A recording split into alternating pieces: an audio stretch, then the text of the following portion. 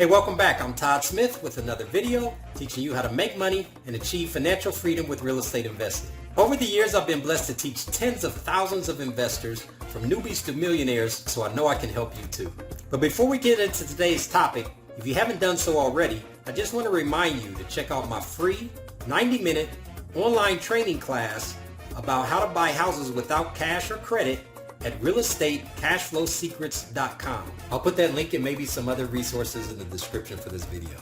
If you're watching this video on YouTube, then go ahead and hit the subscribe button below this video. And for some reason, YouTube made it harder. So after you hit subscribe, you got to hit the bell and then you got to hit all to make sure that you don't miss out on any of the money-making information that I have to share with you, because I do upload videos regularly. Fair enough?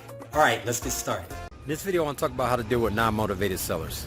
As my mentor used to say, trying to deal with unmotivated sellers is like trying to push a rope uphill. One of the biggest mistakes that new investors and experienced investors make is wasting time on non-motivated sellers. As my mentor used to say, trying to deal with unmotivated sellers is like trying to push a rope uphill. So basically, an unmotivated seller, it just boils down to they are somebody that does not want to do business with you. So instead of wasting time on people who don't want to do business with you, you need to focus your energy on people who do want to do business with you. It's not our job to try to force somebody to want to do business with us, or twist their arm to try to want to do business with us, or convince them or persuade them to want to do business with us. Basically, a better use of your time, the most successful investors are going to focus on only people who want to do business with us.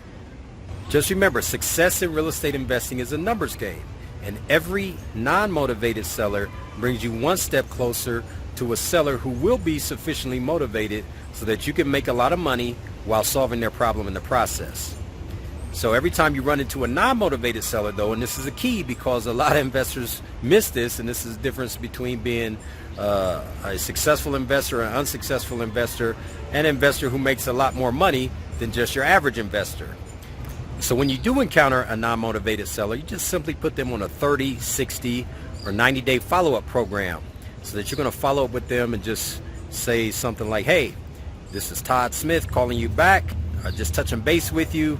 As you remember, I made you an offer of XYZ, and I just wanted to know if anything had changed, right?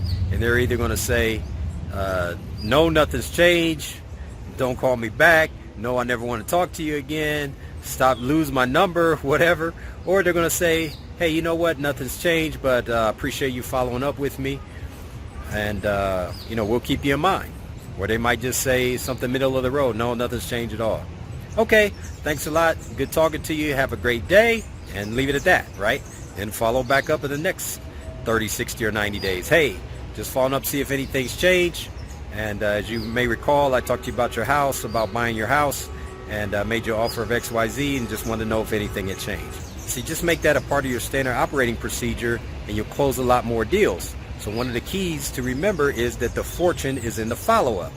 Say that with me, the fortune is in the follow-up, all right? So you can make a ton of money on deals that you thought were dead, other investors thought were dead, and everybody gave up on.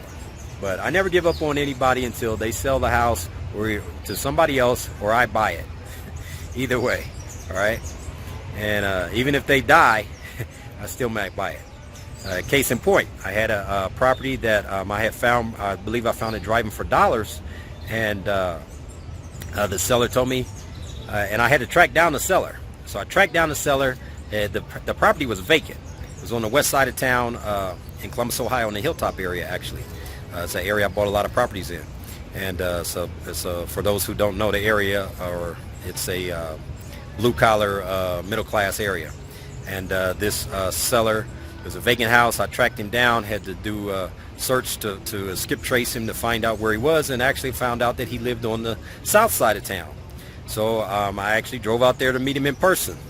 And he said, oh, no, I'm a tinkerer. I'm a tinkerer. So, I'm going to eventually fix up the house myself. And then actually at the time that I found him, he was tinkering in his garage out there on the south side of town. And the house was a shell. The house was a shell. It had literally had nothing inside of it, no drywall, anything, nothing. All that, but on the outside it didn't look bad. You would have never known it was a shell from the outside. So anyway, about a year later, his daughter contacted me because actually he had passed away, and I was sending postcards to attorneys' offices, and his daughter worked for an attorney, and she found my postcard, and she called me directly, and she said, hey, you know, she had no idea that I had contacted her father a year before. She had no idea. And so anyway, she called me and contacted me about this property, told me that her father had passed away and that she wanted to sell the property. And I, of course, went out, took another look at the property, and put an offer on the property and ended up buying and selling the house. So again, I'm not going to give up on the property even if the seller passes away, because then it's going to become probated, right? So you know, it becomes an estate sale or a probate deal. So or of course, if the teller tells me to go jump in a lake, right, I'm not going to keep contacting the seller after they tell me don't call them. I'm not going to call them anymore. They tell me don't write them. I'm not going to write them anymore, right? So they have rights, and you have to respect that. But my point is that a non-motivated seller, we don't try to change them. We don't try to convince them if they're not ready to do business with us right now, but I will follow up with them in the future to see if maybe they want to do business with me in the future. And that's my whole point here. We don't try to convert anybody right away if they're not ready to do business, but we will follow up with them. Does that make sense? Awesome. So the key is that we want to basically work with sellers who are going to sell to us at a price that's low enough for us to be able to resell it quickly, whether we fix it up or whether we don't fix it up.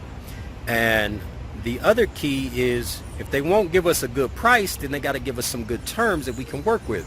And those terms are going to basically be dealing with payments that are going to be low enough. Basically, we're talking about seller financing here. We're not talking about going to the bank.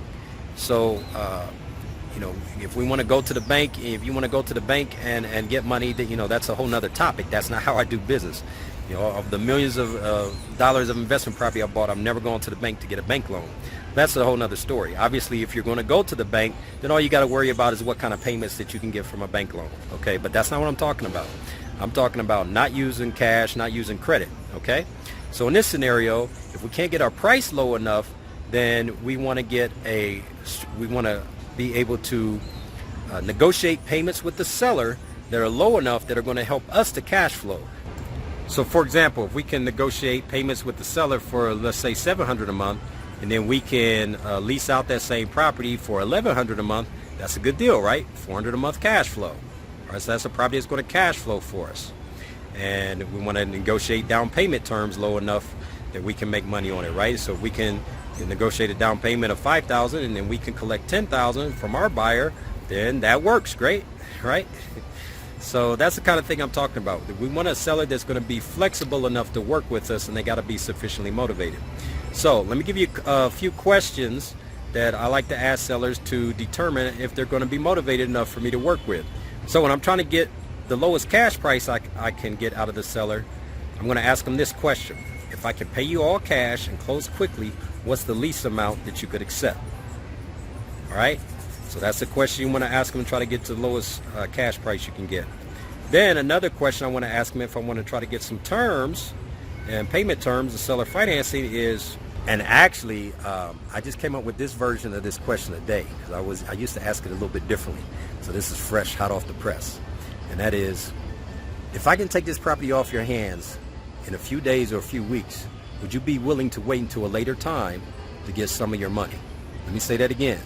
If I can take this property off your hands in a few days or a few weeks, would you be willing to wait till a later time to get some of your money? So if they answer yes to that question, that's going to give you a good indication that they're at least flexible to consider some type of seller financing, right? Because they've already told you, hey, I don't need all my cash right now, right? So that's awesome. So that's what you want. You want to either get the lowest price you can, or honestly, I can pay a full price for the property as long as the terms work for me, as long as I can get some monthly payment terms that are going to allow me to cash flow. Does that make sense? Awesome. All right, so I just want to do a quick recap here on dealing with non-motivated sellers. Number one, we do not want to try to convince anybody to do business with us. Either they want to do business with us now or they don't. If they don't want to do business with us now, then we're just going to put them on a 30, 60, or 90-day follow-up program. And then we want to ask them key questions when we do talk to them to see if we can get a low enough price for cash, or we can get some monthly payment terms that are going to allow us to have the property cash flow once we sell it or rent it out. Hey, thanks again for watching, and don't forget to check out any additional resources that I might have for you in the description section of this video. If you like this video, then show me some love with a heart on Facebook or a thumbs up on YouTube, and leave a comment below to let me know how the video helped you. If you have any real estate investing questions, go ahead and write those in the comments below, and it just may become the topic of my next video. If you know anybody else that might benefit from this video, then go ahead and share it. Be sure to check out my upcoming videos, and until next time, may all your parents have rich children, and may all your children have rich parents.